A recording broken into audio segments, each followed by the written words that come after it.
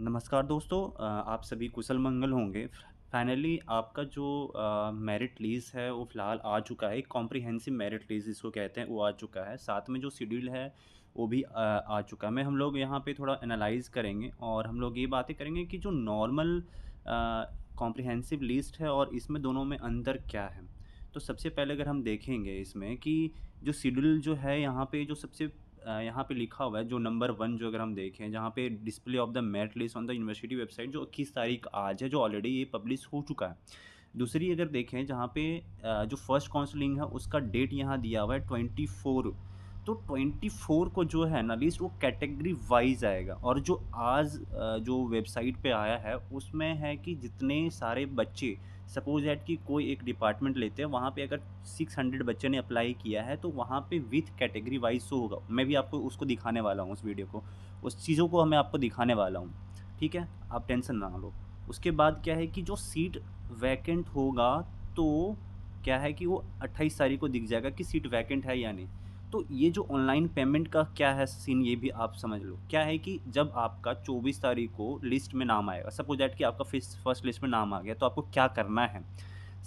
सबसे पहले आपको अपना समर्थ पोर्टल पे जाना है, ठीक है? किस पे जाना है? समर्थ पोर्टल पे, जहाँ पे आपका नाम शो करेगा कि फर्स्ट लिस्ट में आपका नाम आ रहा है। वहाँ जाने के बाद क्या है कि आपको वहाँ पे पेमेंट करना पड़ेगा। क्या करना पड़ेगा? पेमेंट। क्यों? अगर जब तक आप पेमेंट नहीं करोगे, तब तक आपका सीट सिक्योर नहीं होगा। अगर आप पेमेंट कर देते हो मतलब कि आपने उस सीट को बुक कर लिया एक तरह से, तो वो सीट फिर वैकेंट नहीं रहेगा। वैसे बच्चे जो एडमिशन नहीं लेंगे फर्स्ट राउंड में, वो सीट वैकेंट हो जाते हैं और वो जो सीट वैकेंट होगा, वो दिख जाएगा कब?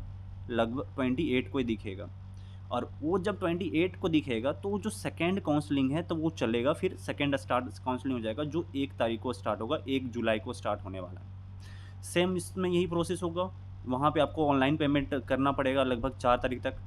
जब 1 तारीख को आएगा तो फिर 4 तारीख तक करना पड़ेगा, फिर 5 तारीख को दिखेगा कि सीट वैकेंट है या नहीं। फिर वैसे थर्ड काउंसलिंग होगा, थर्ड काउंसलिंग जो होगा 8 जुलाई को होगा और उसमें पेमेंट आपको लगभग करना पड़ेगा 11 तारीख तक। ये प्रोसेस चलेगा, यहाँ तक आप समझ में आ गया? आप कहोगे कि सर मेरा जो रैंक है वो रैंक है लगभग 300, तो क्या मैं एडमिशन ले सकता हूँ या नहीं ले सकता हूँ?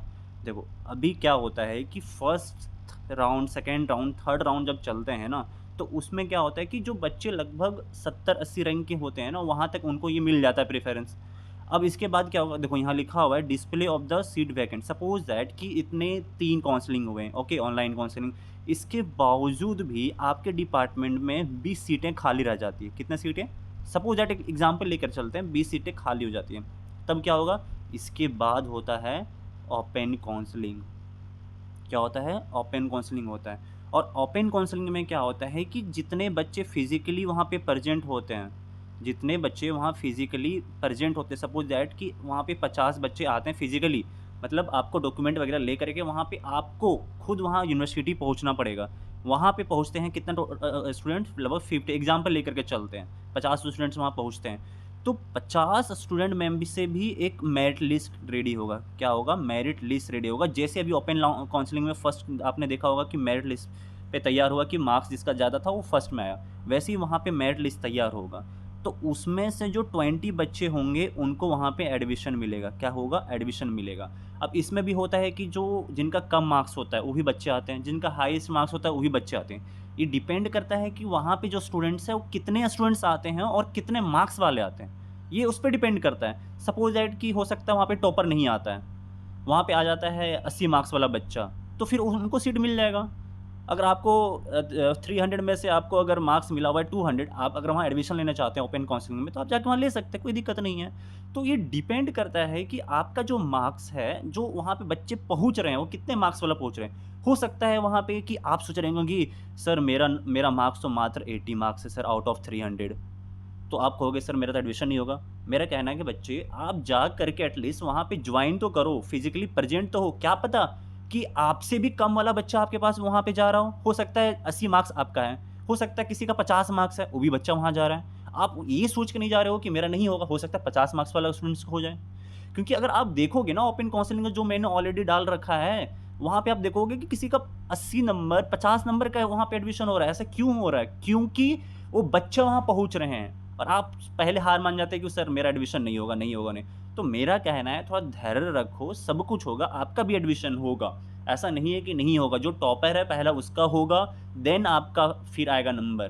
तो ये अभी आप मत देखो कि आपका लिस्ट में 600 रैंक है या 300 रैंक है, आप ये देखो ना, आप पहले ये देखो कि फर्स्ट रैंक में आ रहा है या नहीं आ रहा, सेकंड में आ रहा है या नहीं, थर्ड में आ रहा है नहीं आ रहा है, छोड़ दो नहीं आ रहा नहीं आ रहा है। आपके लिए ऑप्शन तो है ना ओपन काउंसलिंग, ओपन काउंसलिंग में आप एडमिशन ले सकते हो, लेकिन वहाँ पे भी देखना पड़ेगा कि स्टूडेंट्स कैसे आ रहे हैं।